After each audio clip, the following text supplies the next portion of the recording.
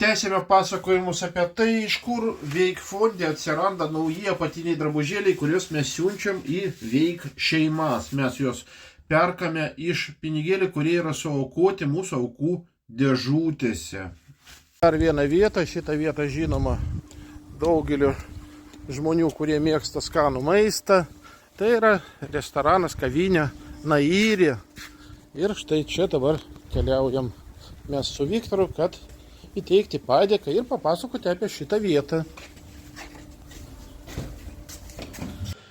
Restoranas Nairi nuostabi vieta, skanus maistas ir labai draugiškas kolektyvas ir patys šeimininkai šitos vietos. Rekomenduojame. Pabendravom, iš tikrųjų labai nuostabus kolektyvas, baro šeimininkai, geros dūšės. Ačiū.